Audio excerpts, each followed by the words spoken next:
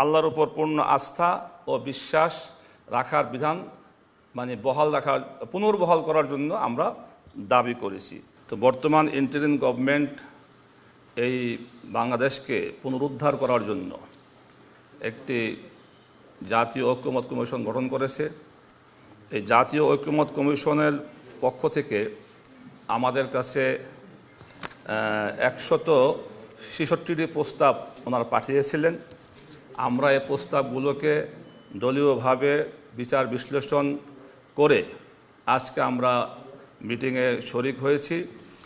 তো এই মোট প্রস্তাবের মধ্যে আমরা 147টি প্রস্তাবে একমত হয়েছি,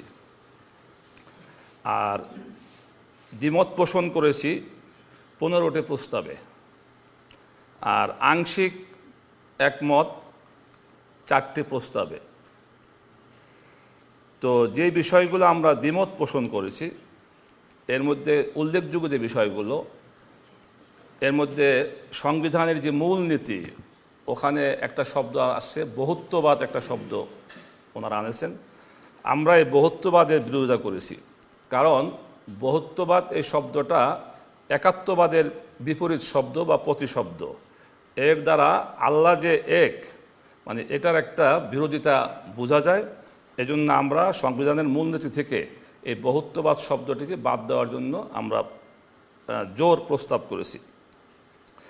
এছাড়া তারা আরও অনেক প্রস্তাব করেছেন, যেমন পুরো বাংলাদেশকে 4টি ভাগে বিভক্ত করে প্রাদেশিক সরকার ব্যবস্থা চালু করতে বলেছেন।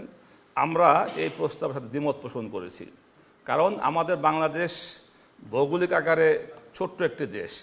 যদি আমরা 4টি প্রদেশে ভাগ করতে যাই, রাষ্ট্রের অনেক খরচ বেড়ে যাবে এখানে। আর যেহেতু আমাদের যোগাযোগ ব্যবস্থা কাছাকাছি, আমরা ইচ্ছা করলে সেই আমাদের দেশের যে পূর্ব প্রান্ত টেকনাফ থেকে তেঁতুলিয়া যাইতে সময় লাগে 1 ঘন্টা। এই জন্য আমরা এই ব্যবস্থার বিরোধিতা করেছি। এমনিভাবে আমরা স্থানীয় সরকার ব্যবস্থাকে শক্তিশালী করার জন্য প্রস্তাব করেছি। এখানে অনেকগুলো প্রস্তাব তারা করেছেন, আমরা এর কিছু বিরোধিতা করেছি। যেমন তারা প্রস্তাব করেছেন যে ওয়ার্ড মেম্বারদের ভোটে চেয়ারম্যান নির্বাচিত হবেন। আমরা এটা বিরোধিতা করেছি, কারণ যদি ওয়ার্ড মেম্বারদের ভোটে চেয়ারম্যান নির্বাচিত হন, তাহলে জনগণের যেই রায় এর প্রতিফলন ঘটবে না।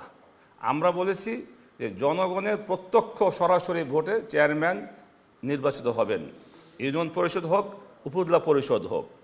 আর যদি ওয়ার্ড মেম্বারদের ভোটে চেয়ারম্যান নির্বাচিত হন, তাহলে দেখা যাবে এখানে টাকার সরাসরি চলে আসবে। আমরা এটার বিরোধিতা করেছি।